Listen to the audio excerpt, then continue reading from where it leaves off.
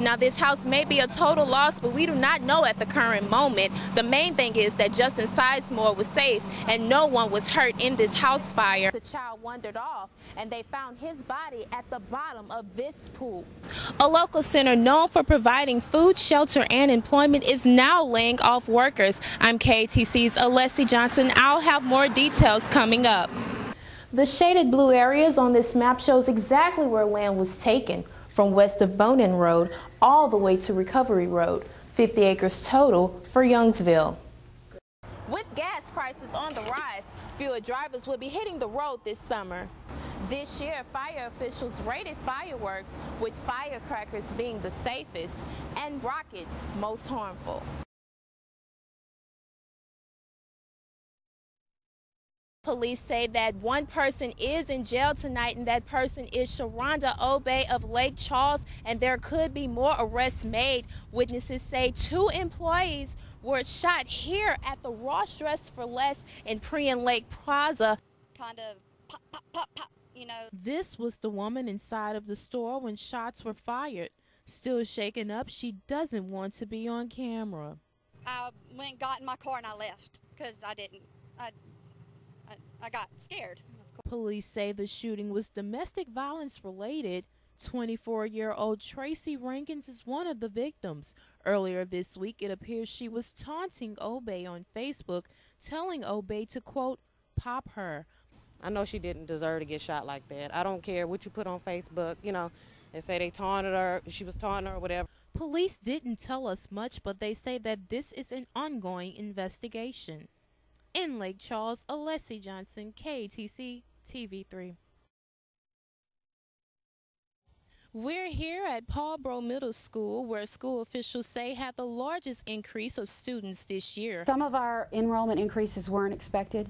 We have some of our schools who got a lot more students than they thought they were going to get. Angie Semino with Lafayette Parish School System says they hit a growth spurt this year. Paulboro Middle had the largest enrollment increase, accepting more than 120 new students.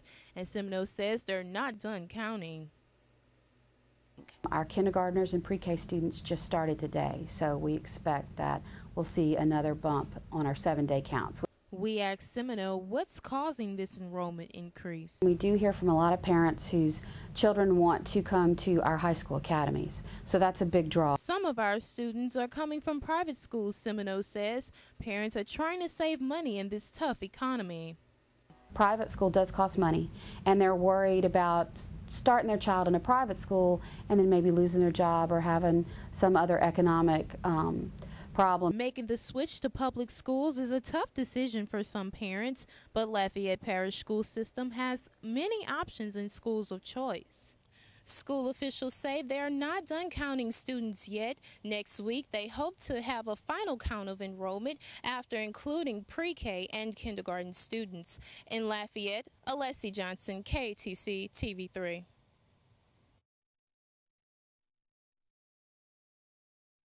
We're here in Butte La Rose at the Back to the Butte celebration. Organizers say this event is all about coming together to celebrate the end of the flood scare that happened earlier this spring.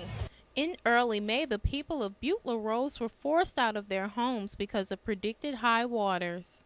It was a scary feeling because I felt like I was going to lose everything our families always had. Priest mentioned it today on May 10th. We sat in that fire station across the street, and the Corps engineer told us that we're going to have 29 feet of water in Butte La Rose. And here we are, you know, some couple and a half months later, and sitting on dry ground, and very, very thankful for that. Not only is this a homecoming of sorts, this event is also a fundraiser for the fire department and for the chapel that's currently being renovated.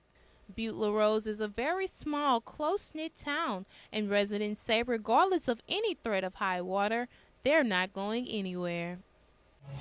This is the place for me. I love it. This celebration kicked off at 10 this morning, and we're told that these folks will be out here until midnight in Butte La Rose. Alessi Johnson, KATC TV3. You're watching news that gets to the point on KATC TV3, Acadiana's news channel. Thanks for choosing Acadiana's news channel at 5:30. I'm Alessi Johnson.